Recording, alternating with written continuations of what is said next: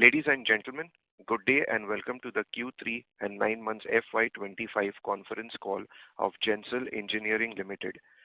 As a reminder, all participant lines will be in the listen-only mode, and there will be an opportunity for you to ask questions after the presentation concludes.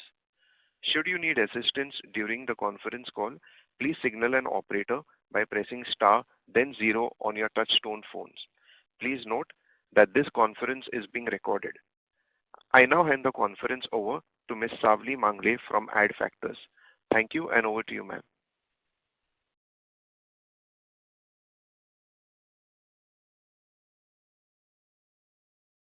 Nine-month FY25 earnings conference call. To guide us through the results today, we have the senior Sorry to interrupt, ma'am. We lost you. Could you please restart? Thank you.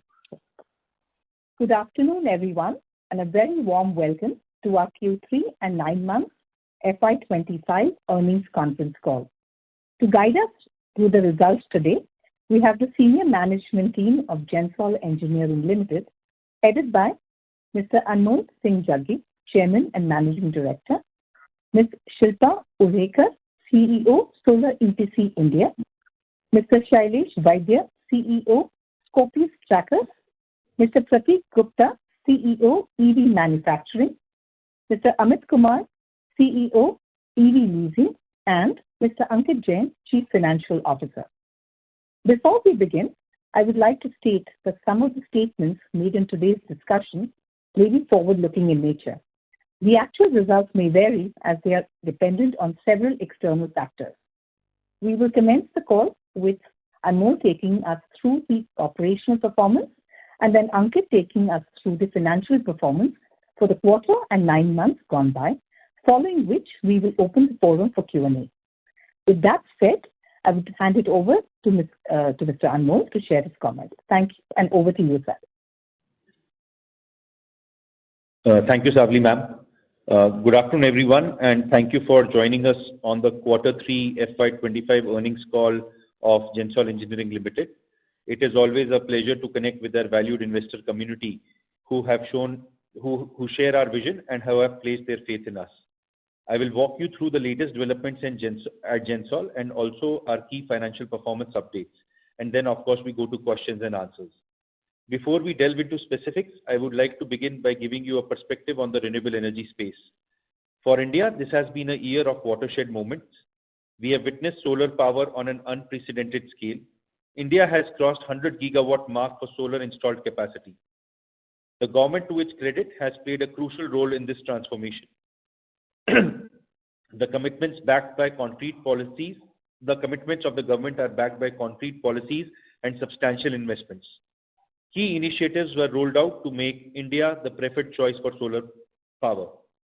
Policies related to domestic PV manufacturing, green hydrogen, grid infrastructure development, renewable purchase obligation, and production-linked incentives have played a pivotal role in contributing to this remarkable RE growth. In the recent budget, the allocation of rupees 27,000 crores to Ministry of New and Renewable Energy, which is a 54% jump from the previous year, is substantial. India's energy transition vision has been bold and one that Gensol is proud to be a part of. We have earned our stripes as a company by building a proven track record in solar energy. And now we are positioned to capitalize on the demand for clean energy, expanding strategically into green hydrogen, BESS, and e-mobility with EV manufacturing and leasing. Our solar EPC business has particularly seen strong momentum in this quarter. This is in line with our commitment and vision of being a leading independent EPC player in India. We have secured a series of large-scale projects from prominent public sector undertakings. Two of these projects, 275 megawatt and 245 megawatt, valued at approximately 1,062 crores and 968 crores, respectively, will be coming up at the RE Solar Park in Khavda, Gujarat. We have also secured a substantial contract worth 898 crores from NTPC for a 225 megawatt project, which will be in Gujarat again. These order wins have boosted our solar EPC order book to a healthy 7,000 crores as of 31st December. In our last earnings call, I had spoken about another important segment that is ripe with opportunity, the battery energy storage market in India. Governments and businesses are recognizing the imperative for efficient energy storage solution to meet peak power demand and create a truly reliable renewable energy mix. We have already secured two energy storage orders from GUVNL, which are slated to be executed during FY26. We are also evaluating the market and will keenly participate in upcoming tenders that align with our growth goals. Beyond solar and energy storage, the green hydrogen segment is yet another promising frontier in the clean energy space. Coming to our EV leasing business.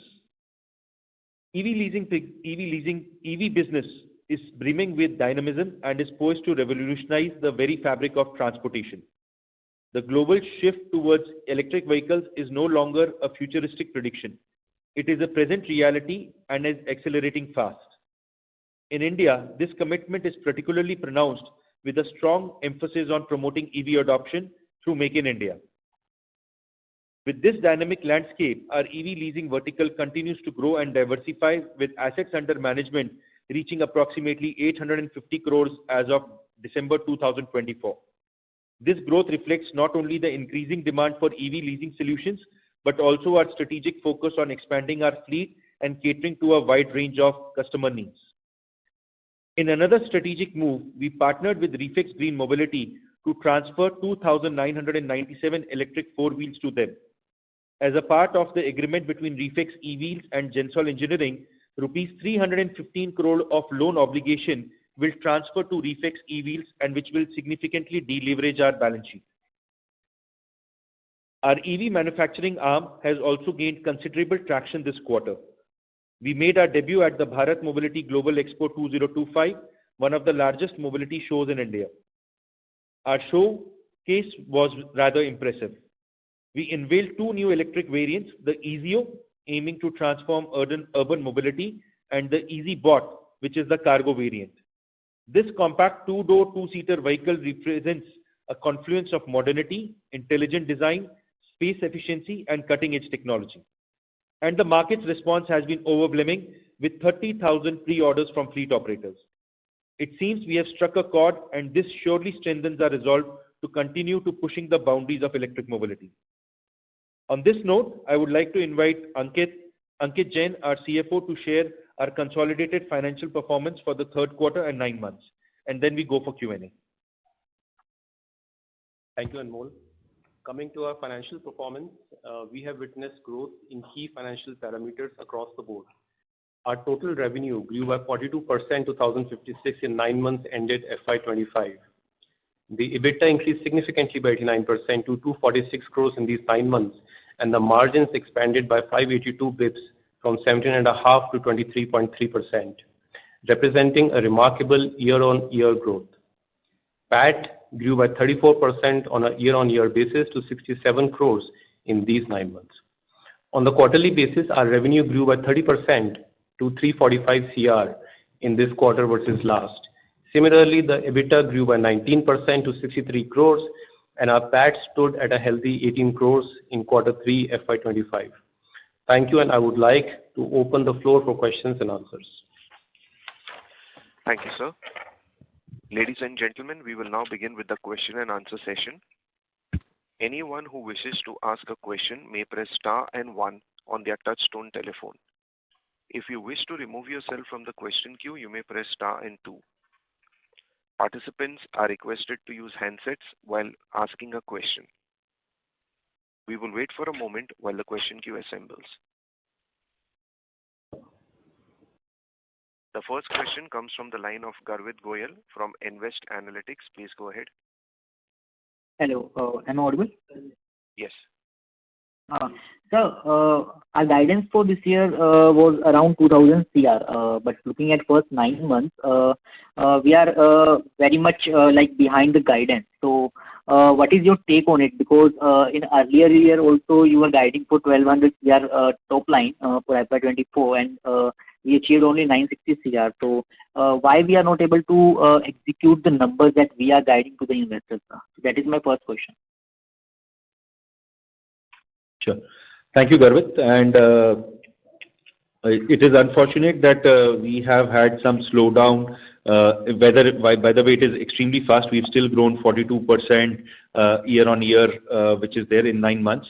But I think what has led to a slightly slow growth for the quarter three was the reason that we would have had extended rainfall in certain parts of the countries where we were having our projects, so we were not able to execute on ground. And secondly, in some of the large projects that we are executing, the land from the customers have not been able to transfer to us in this quarter.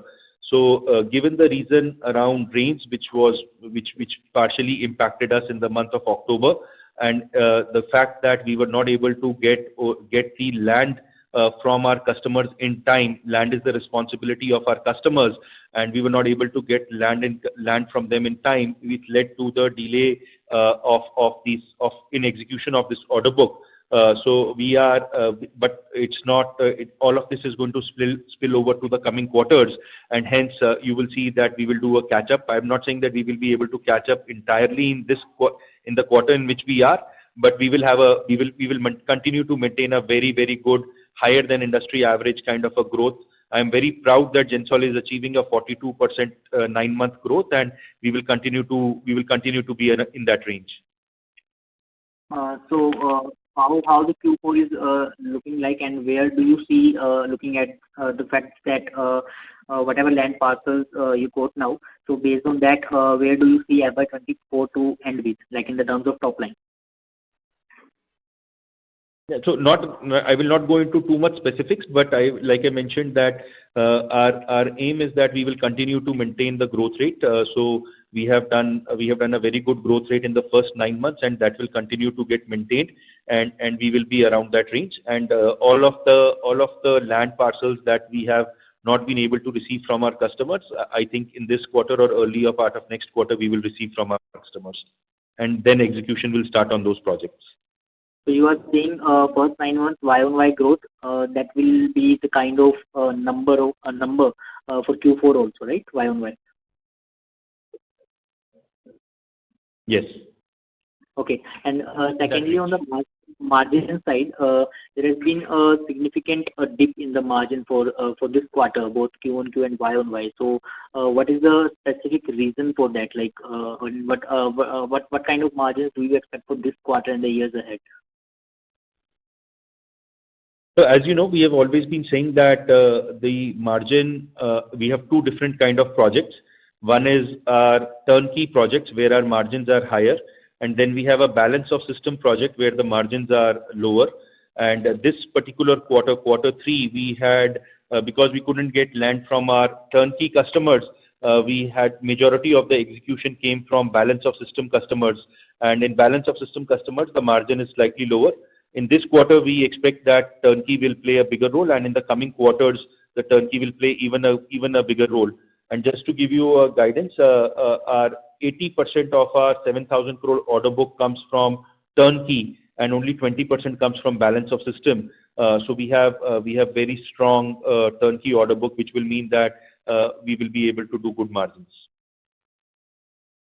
Understood, sir. I'll join back the queue, sir. Thank you very much. Thank you. The next question comes from the line of Soha Thapa from Ventura Capital. Please go ahead. Yeah, thank you so much for taking up my question, sir.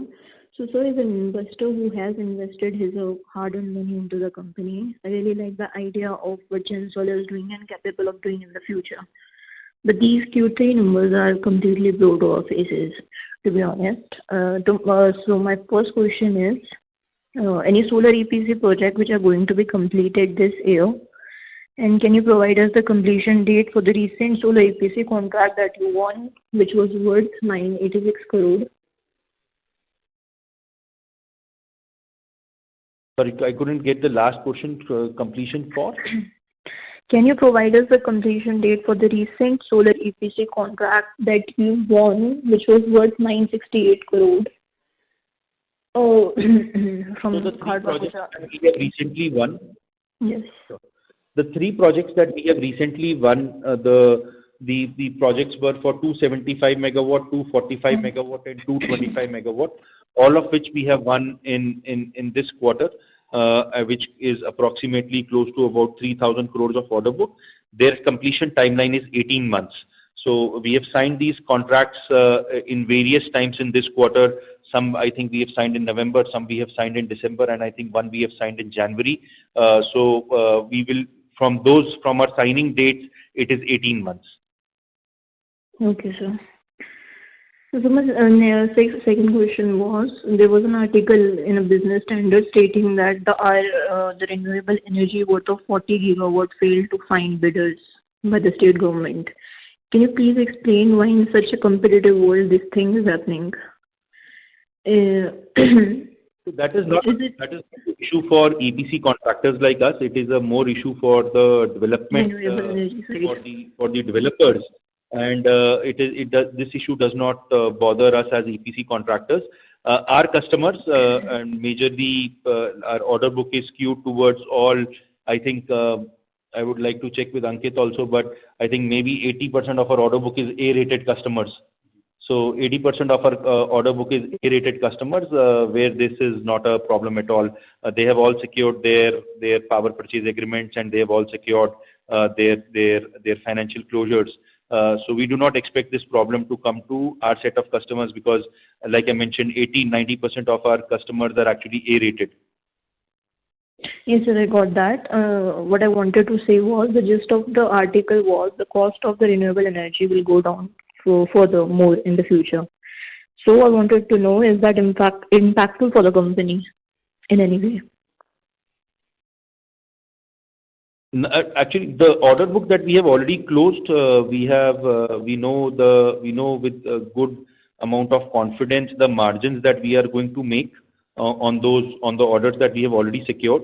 When we are bidding for new, we are already, whether the price might be low or whether the price might be high, we are bidding with our own set of margins, and we are ensuring that we don't actually take any order at very low margin or anything like that. So we are very conscious of our margins, and that's how we take orders.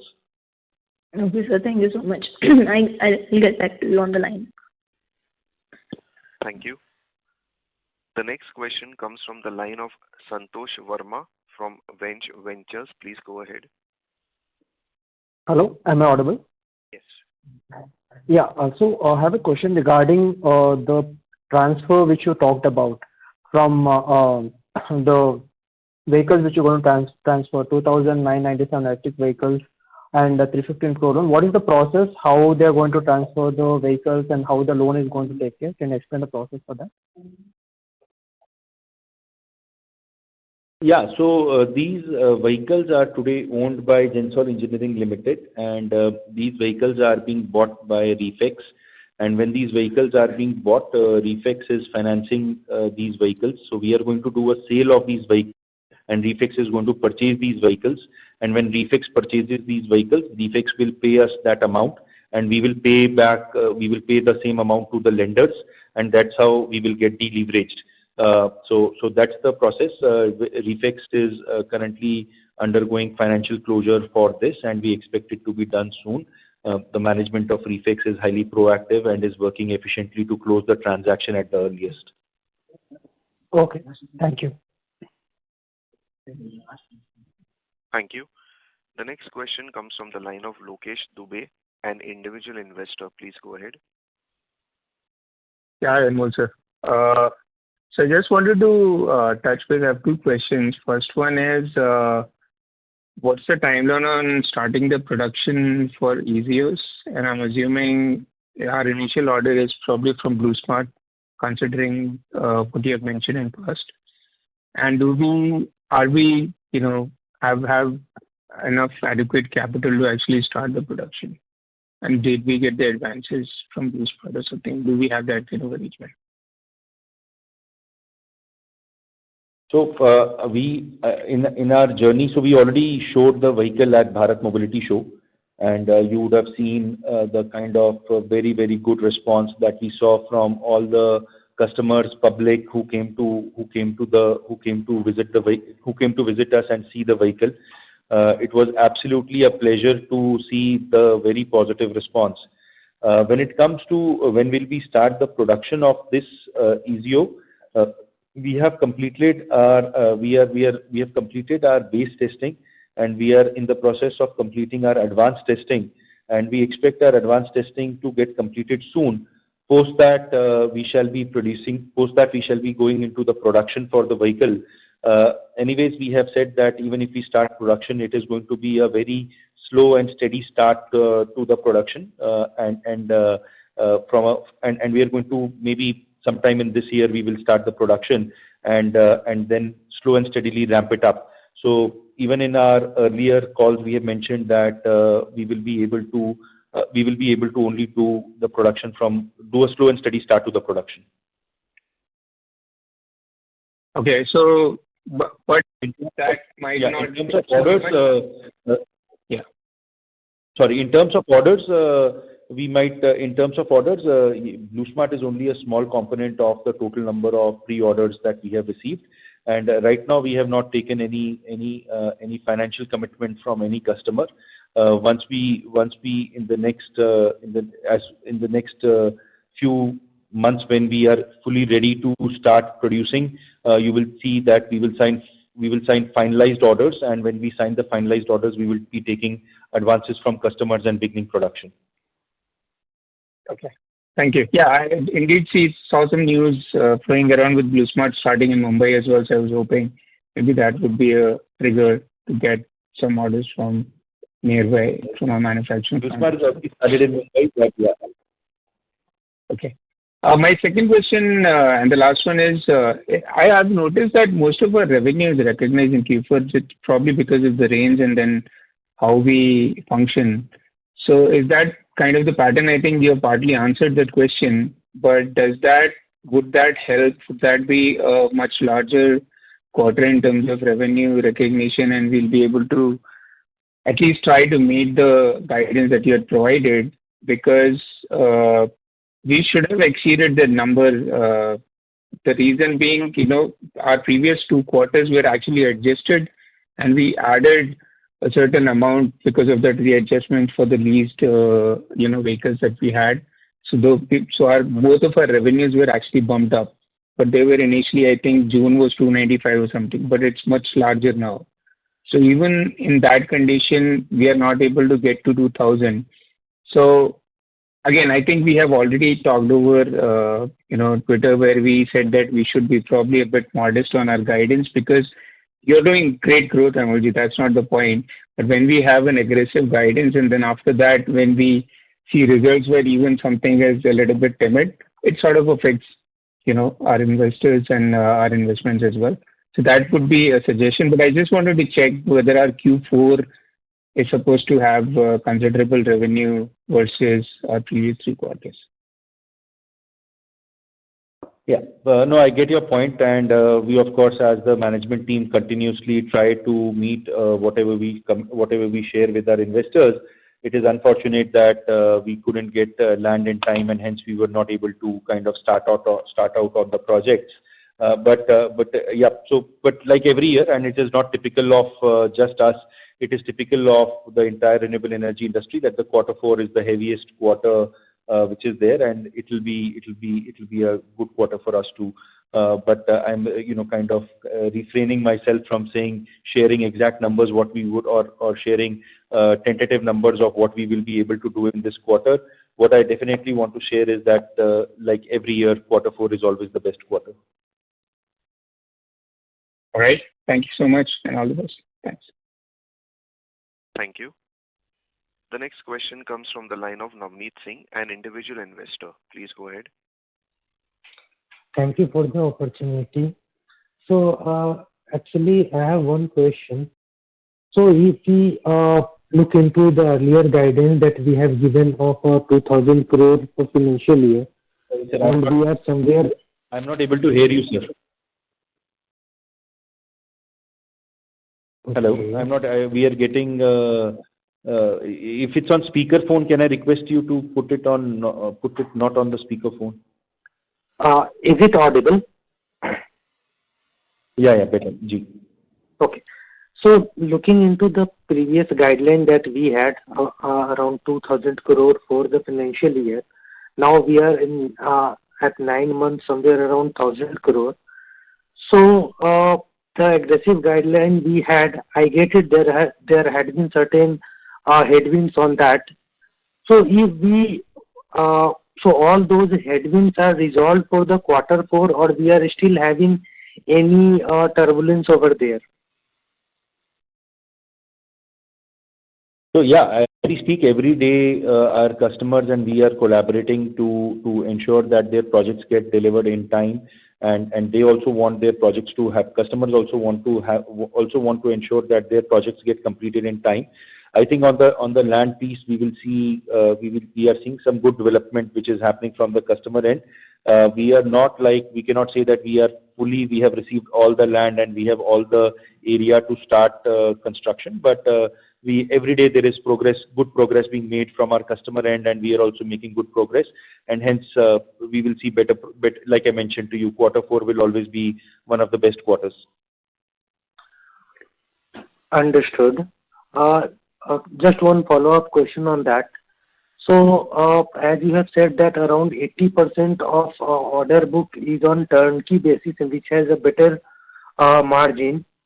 So, looking into the quarter three margins, it is timid margin. So, for quarter four, do we see similar kind of, because we don't have the all the land parcel yet. So, do we see similar range of margin for quarter four as well, or are we expecting better margin compared to earlier quarters?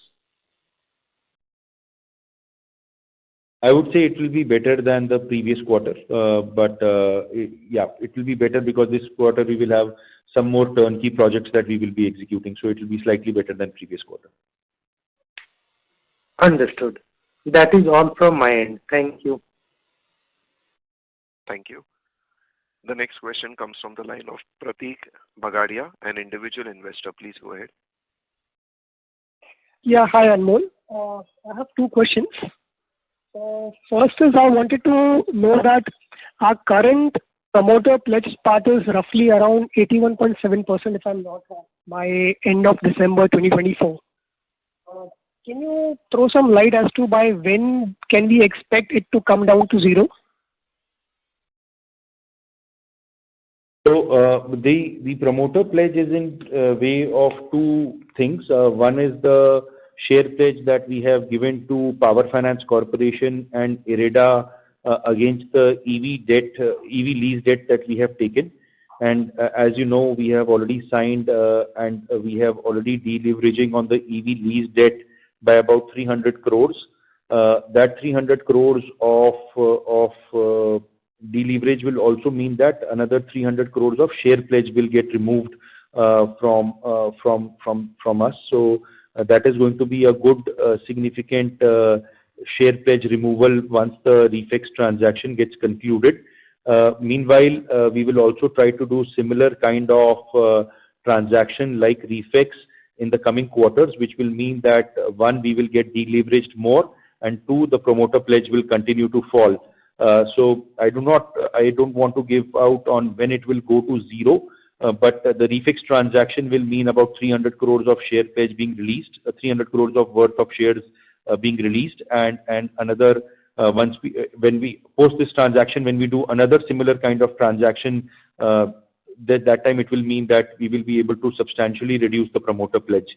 So I'm not committing on a specific timeline of when it will go to zero, but refix will mean that it will fall down by a substantial number, and then once we do the second or third similar kind of transaction, it will go down very, very significantly. Fair enough. So the second thing I wanted to ask is on the electric mobility side. So by when can we expect revenues to start coming in? Yep. So in this financial year for sure, and like we have said that even if we start production, when we start production, We are going to do a slow and steady ramp up. We are going to maybe make 100 cards in the first batch, use those 100 cards, then give it to our customers, and then based on the feedback, maybe produce another 200 set of cards. So it will be a slow and steady ramped up production phase, which is going to be there.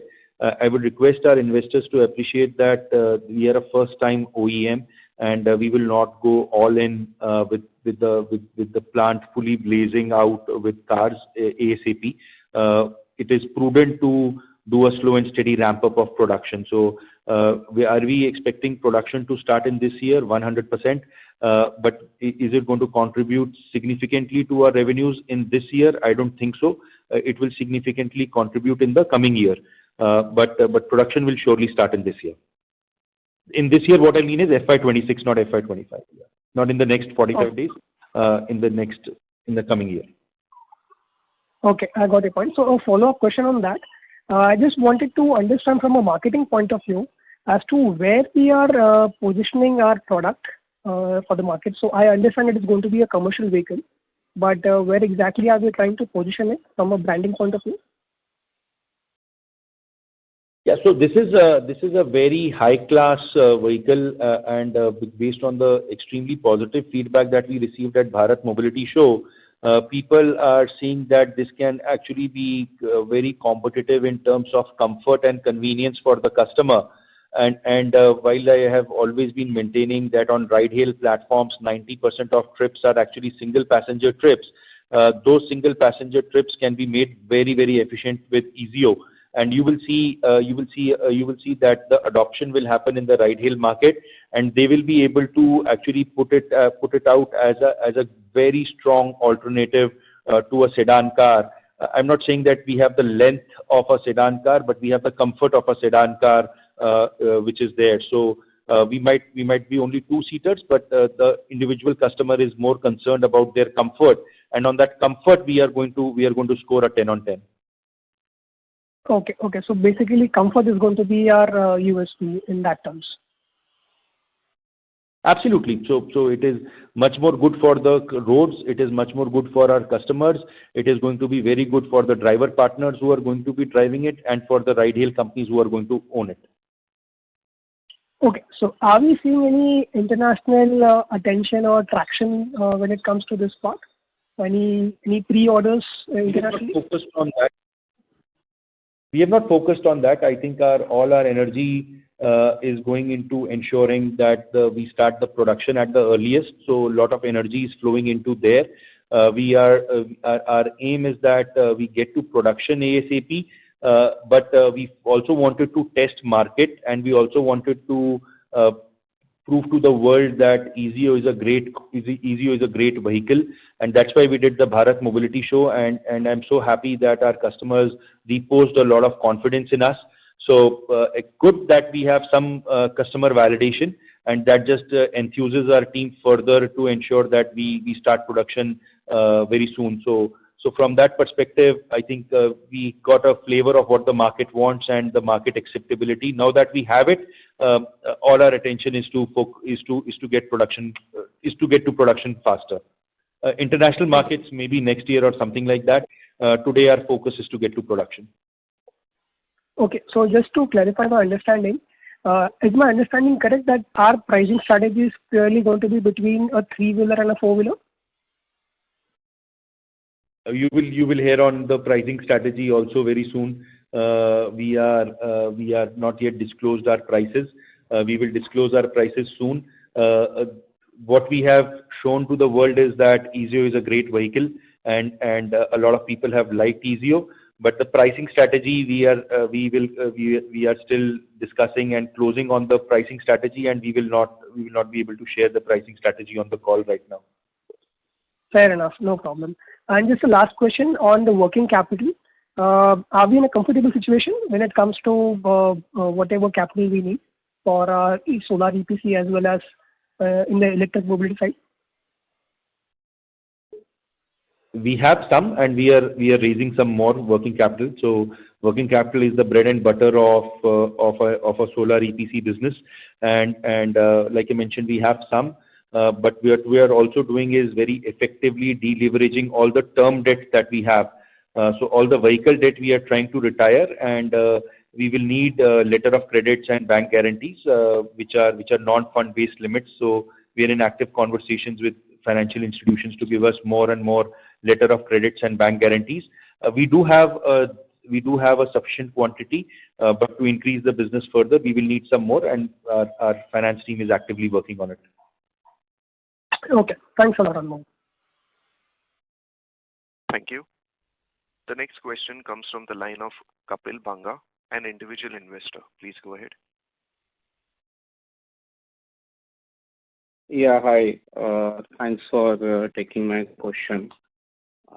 So the execution has been really, it has been well below the expectations. Last 12 months, the share price has like almost halved. Every time, last 2 quarters, if I remember correctly, results come out and stock falls another 10 to 15% immediately after result. So that's there's execution without good order book, presence across renewable energy, battery energy storage, EPs, solar, EVs, etc. is all good. Without the numbers actually showing up, this trend may not get arrested anytime soon. So I'm a small investor, earn salary and invest here. The return so far has been really underwhelming. I hope this improves going forward. Now my question is on the liquidity side first. What is the current unencumbered cash balance with the company? And what is the non-fund based utilization percentage? Sure. So first, on the share price falling, I think we have zero control over it. Perhaps the entire market is affected due to temporary market correction, FI selling, etc., which is there. It is beyond our scope. What we know is how to build solar power plants. What we know is how to build EV cars, and we continue to focus on that. And on the results also, we are happy that we have shown a 40% plus growth, which is there on both our revenues and our profits. So we are happy with it. Of course, can it be better? It can definitely be better. But we are currently, we don't monitor the share price on day-to-day basis, so we have zero control over it. On how much cash balance, and as of 31st December, our cash balance and working capital limits, I'd like to go to Ankit to share his thoughts, or maybe I'll do it. So we have, I think, 100, 250, or Ankit, could you share your thoughts on this year? I don't remember the exact numbers. Right. So the total liquidity in the books is about 250 CR, and on the working capital, about 350 to 400 access to the limits is what we have. The 250 crore is free cash balance or total cash balance? Half of that is free. Okay. Sure. Thank you so much for taking my question. All the best.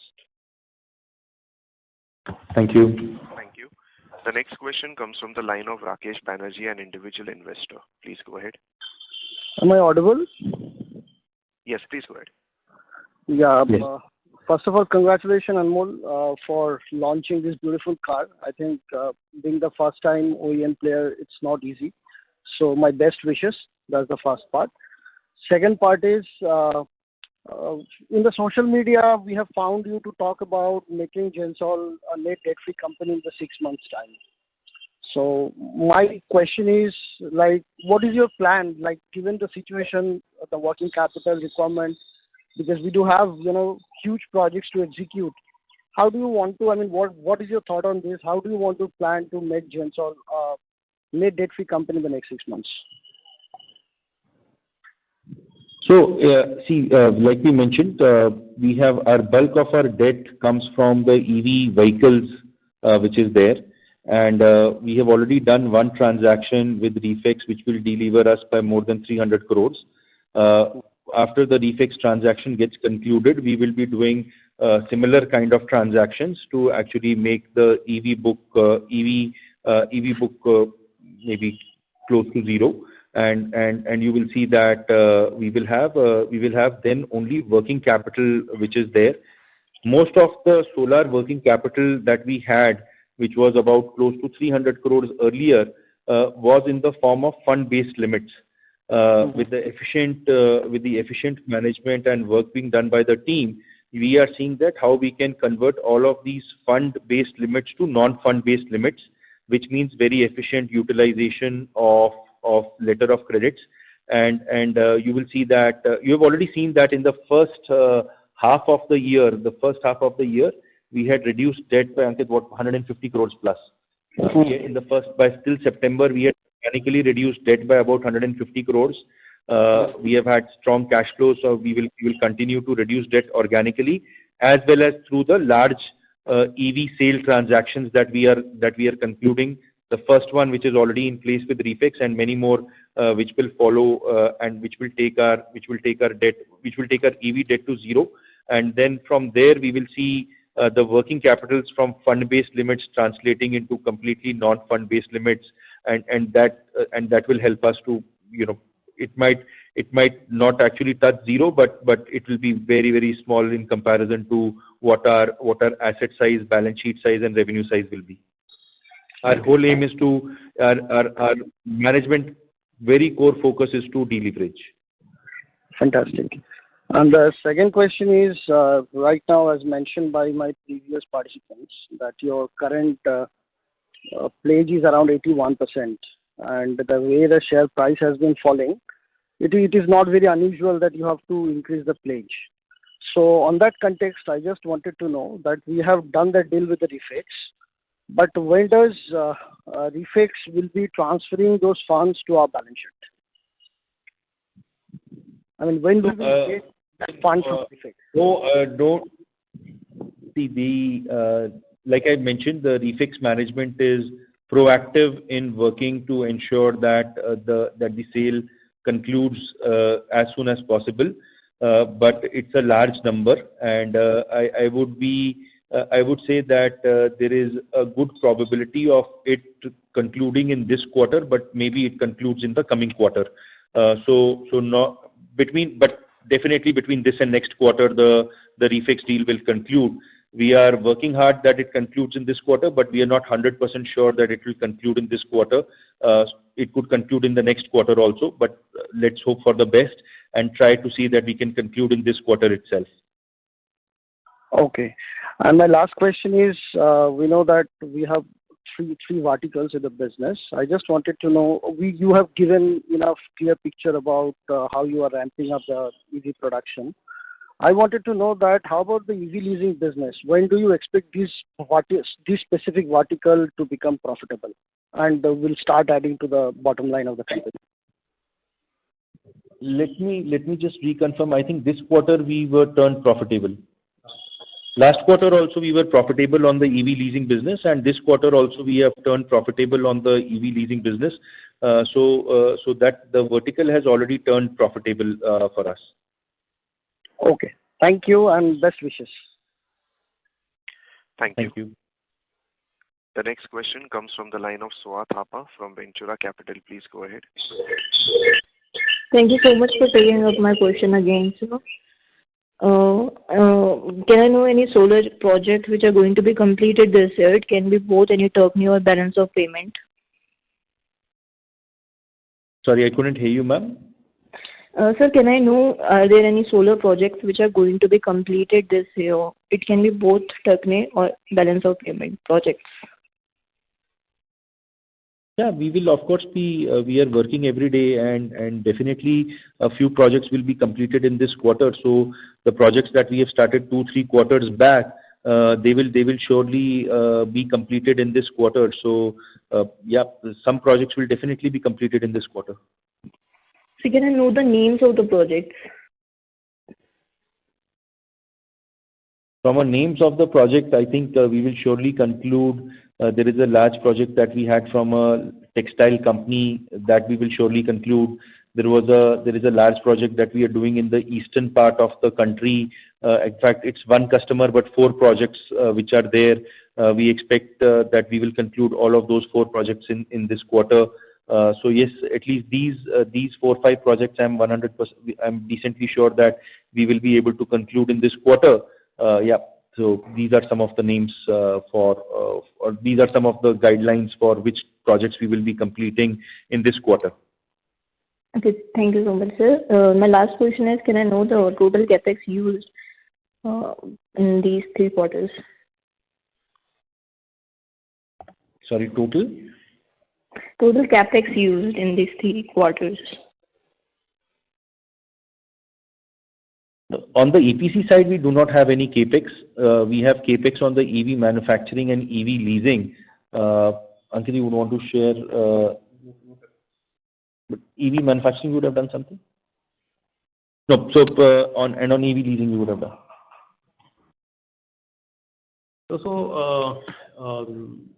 The only thing that we do in EV leasing is utilization of loans to buy cars, and you would have done maybe 10 to 15 crores of car buying on the EV leasing side. And on the EV manufacturing, I think about maybe last quarter we would have done 15 crores of capitalization. So very small between the two businesses. Okay, so one last question. Can I know the total debt in net block as of today? Total gross debt is 1150 crores. And if you back out the Reflex deal debt, which is about 320 crores, that's going to transfer to Reflex. So you get to about 850. So 850 against the equity of 600 is the gross debt, which is about 1.5 times. And if you were to think of it in terms of net debt, then that number is 600 crores, which is 1:1 ratio to equity. Okay, so thank you so much. Thank you. The next question comes from the line of Ratina Rajkumar from Vivid3 Capital. Please go ahead. Thank you for the call. Can I know the status of when the equity raise is happening, sir, in terms of the preferential allotment? I think it had happened in the beginning of the year. What is the status now, and what will be the future plan for it? So we had done one warrants round for 540 crore rupees, out of which we have received 140 crore rupees, and 400 crores is remaining to be received before the end of the last date. I think for wiring of that money is 31st December 2025. So yes, that is when it has to be wired in.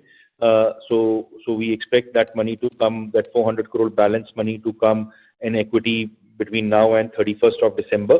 And yes, so that's the status on the warrant round that we had done in early part of this financial year.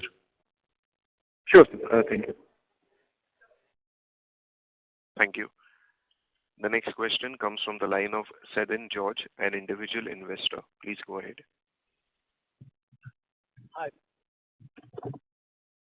Sedin, you're not quite audible. Please come closer to your microphone. Hello. A little closer, please. You're not quite audible. Hello, am I audible? Hello, am I audible? Yes, go ahead. Thank you for having my question.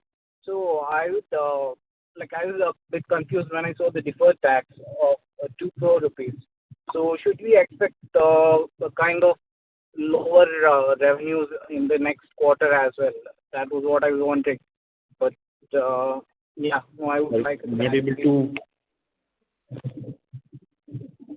You said something about deferred tax. Yeah, so there is a 2 crore deferred tax this quarter. So is it because the company wasn't expecting a lot of revenues in the next quarter as well? Because else you would be paying a lot of tax. I'll let Ankit take this question, but I don't think deferred tax has anything to do with our revenues.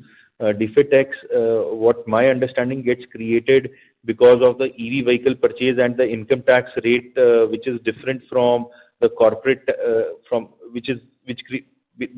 the accelerated depreciation which is provided on the EV vehicle. That creates a deferred tax asset.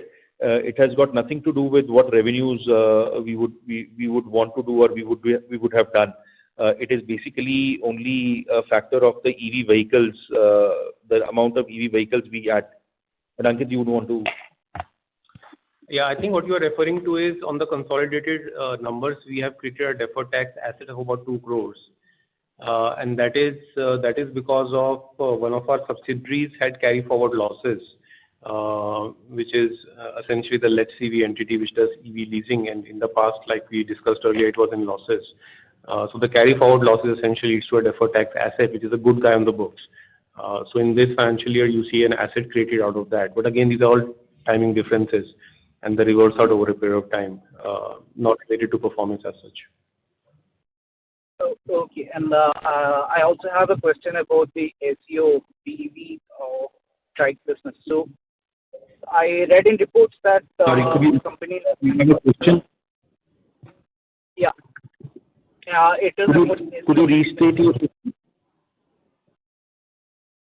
about EV manufacturing. Okay. Hello, am I on? Yeah, so I read in reports that Gensol is planning for some 6,000 to 7,000 vehicles next year, whereas the capacity is around 12,000.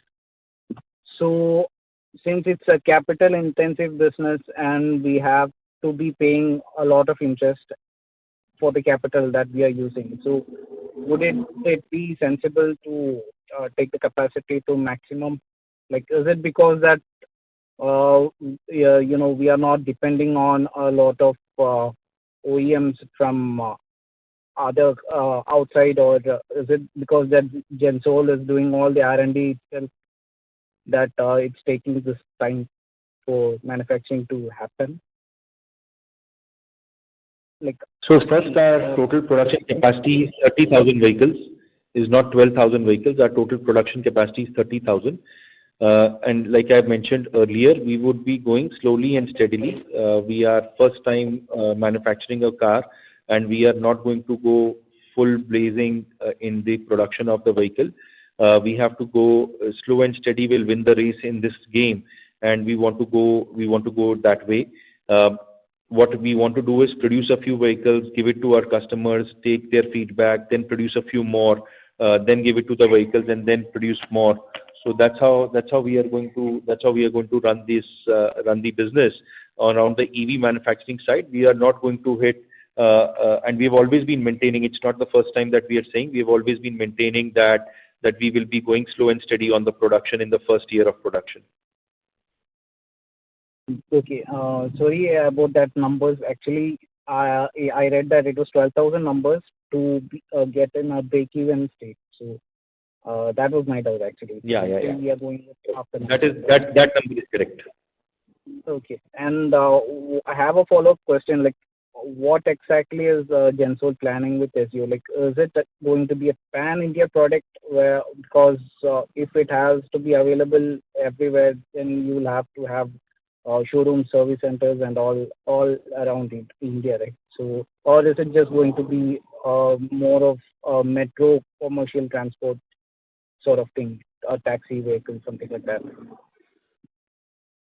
Yep. So we have always been mentioning that this is a very smart urban mobility product, and in this product will first cater to the top metros of the country, and we believe that the top metros should be able to absorb all the 30,000 vehicles that we are going to produce.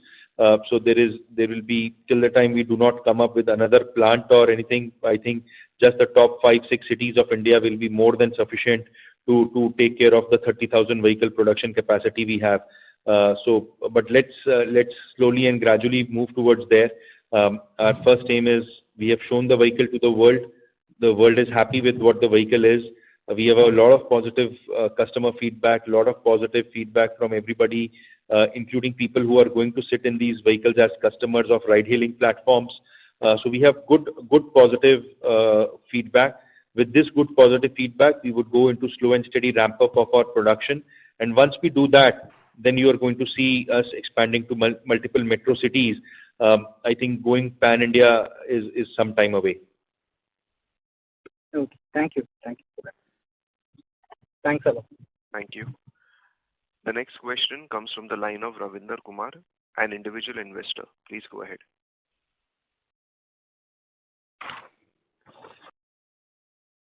Ravinder, please go ahead with your question and unmute yourself in case if you have muted yourself. Yeah, sorry, I was on mute. Good afternoon, sir. So my question is that the preferential round that we have done, where will the money be utilized? Sure. I think when we had done the preferential round, we had already committed to the use of proceeds of that. I'll let Ankit share the use of proceeds because I'm not able to. I don't exactly remember the numbers, but it was more towards EV manufacturing. It was some towards inorganic, and it was majority towards working capital. So if I remember, from 540 crores, approximately more than half of it was towards working capital. About 25% of it towards EV manufacturing. A small piece we had kept for inorganic acquisition. I think that was the broad kind of use of funds which was there. And so my next question is, since the revenue is being pushed to further quarters, Q4 and maybe Q1, Q2 of the next year, so can we expect some good more than 40-50% growth rate for the next financial year in solar EPC business? I think what I would say that what you should expect from us is that we have a large order book, and that large order book needs to be completed in a certain time frame. The time frame is, for some orders is 6 months, the time frame for some order is 12 months, the time frame from some order is 18 months, and for some order is 24 months. So we have time frames of various, we have these various time frames which are there, and this 7,000 crore at the worst has to be executed over the next 18-24 months. So you will see a lot of execution which will happen. Okay, so the 7,000 CR, the entire number is for solar EPC only, right? Yes. No, I think 1,000 is no. This is entirely solar EPC. Yeah. Okay, so one last question, please. So in the EV leasing business, our bottom line is at par only, na? So I'm not able to think about the longer term potential of this business. I've heard you saying that Gensol will be built on 3 pillars. One is solar EPC, EV manufacturing, and EV leasing. The other two, I get it, but I do not understand how can we grow EV leasing, because I think this is a tighter margin business in such a way that maybe longer term, maybe after 3 years, after 5 years, it can contribute significantly to our bottom line as well. So can you throw some light on that? So in the short term, as you know, we are actually scaling down the EV leasing business because we are doing this 300 crore plus transaction with Reflex, and we want to do multiple such transactions to scale down the EV leasing business. So that is what you will see. But as EZO starts to get into production, there will be a number of customers who will need leasing and financing solutions. And like I've always mentioned that all large OEMs or all large automobile manufacturers actually have a leasing financing arm which helps their customers. So I've always taken example of Mahindra having Mahindra and Mahindra Finance, Hero having Hero FinCorp, Bajaj Finance started from that journey. So there will be a need for a financing arm to be placed with our automobile manufacturing arm. But in the short term, you will see us doing a reduction of our EV lease assets, and the first transaction with Reflex is a big step towards that. And you will and maybe we will do a couple of more similar transactions. And from there on, when EZO gets into production and EZO bot gets into production, we might have to again start ramping up our EV leasing to support our customers who want to buy EZO and EZO bot. Okay. Thank you, sir. Thank you for taking my questions. Thank you. The next question comes from the line of Shraman CL, an individual Do we investor. keep questions, or do we? I'll request the host. Do we keep questions or do we conclude the call? I think it's already 3. It's up to you, sir. I mean, maybe one last question and then we can. One more. Yes. Yeah, we can do one last question and then we can. Sure, sir. So, and this one is from Shraman Sial, an individual investor. Please go ahead. Hello. Am I audible? Yes, sir. Loud and clear. Yeah. So this is regarding the EV leasing business that you were talking about. So we wanted to know what is the scope of operations and what is the vision going forward. As you said that you are scaling down the company, scaling down the EV leasing part. But then what was the reason for then launching this in FY24, the EV leasing startup, let's say we? That is my first question. Our whole aim was to time it. It would have been the best if it would have got timed with the production starting from Ezio. So it would have been the most ideal if it would have started at that time. So from that perspective, yes, because our validation and testing of Ezio has taken longer time, so maybe the EV leasing business started earlier and the EV production is starting slightly late. And we thought that in the interim we tried to raise significant amount of capital, and we did lease out more than 850 crores of assets to various customers. So it has proven to the world that we can do this. So now when Ezio will get into production and if our customers will need leasing solutions, we have proven to the world that we can also create financing solutions for our customers, which is an extremely critical component for automobile manufacturing. As you would know that more than 90% of automobiles are actually sold on with some kind of credit. So this is a good start. We have proven to the world our capabilities on not just producing vehicles but also on financing vehicles, and this will help us become a very successful company. A pure auto OEM without financing solutions will be hard and tough, and the combination of these two will make us successful. Okay. Have you raised any round for this EV leasing business, Let's EV? Yeah, we had done a small amount of round, a small capital raise, I think 50-60 crore rupees of capital raise in the EV leasing business. At what valuation, may I ask? I don't remember the exact valuation at which we had raised, but we had done this in about some months back. Then what is the proceeds being used for? Because you're saying only 10 to 15 crores. Mr. Ankit Jain has told only 10 to 15 crores worth of vehicles have been bought this year, right? For EV leasing. Then what was the amount being raised for? Yeah, so we have the cash balance available with us in the business, and we have raised, and it was a very small equity capital that we had raised in Let's EV. It was just 50-60 crore rupees, so very small amount of capital which was raised. We have added some amount of vehicles into the mix, and the rest is available as cash.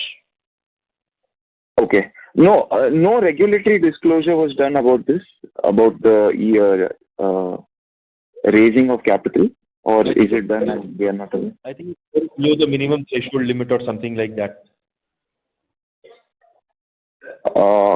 Okay, fine. But the order book of Let's EV is about 300 crores, right? That was told to us. Yes. So that is already leased out, and those vehicles are already on the ground, and those vehicles are already operational. Then what's the revenue of FY24 till now? FY20, like current year, in Let's EV business? The EV leasing business?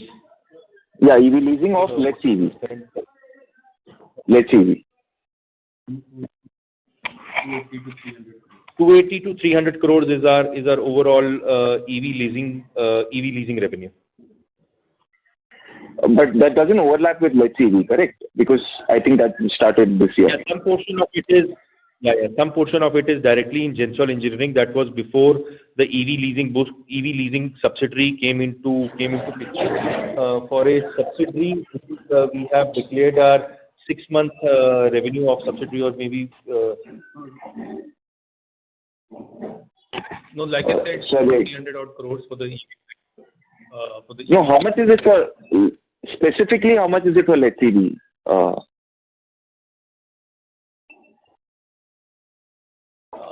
See, those numbers we don't like to disclose because it's not a segment. Maybe what we can do is we can share with you on a separate, in a separate. Not a segment in the sense? I didn't hear. So we have EV leasing as a segment. EV leasing as a segment has EV leasing done from Gensol directly and EV leasing done through Let's EV. Combined, both of them put together, the revenue for this year is 280 to 300 crores, between 280 to 300 crores. Correct. My question again is, what is the breakdown between the two? Yeah, so like Ankit mentioned, when we declare the complete subsidiary results, we will be sharing the complete information on how much revenue was booked in Let's EV and how much revenue was booked in Gensol. But as a segment, we had 280 to 300 crores. No, isn't it wrong, like from a corporate governance perspective, having the same EV leasing finance business, like having a specific EV leasing finance business, but still doing EV leasing from another, like the parent company? Then what's the point of having the EV leasing finance startup? The EV leasing business started in Gensol Engineering Limited. After we realized the need for having a separate subsidiary was created, and post the subsidiary getting created, all the EV leasing business has only happened through Let's EV. So we have not taken any further EV leasing in Gensol Engineering Limited. All the EV leasing business has only happened through Let's EV, which is the subsidiary of Gensol Engineering Limited. It is only the revenue from what we had earlier bought the vehicles and already leased. They contribute to the revenue in Gensol Engineering Limited.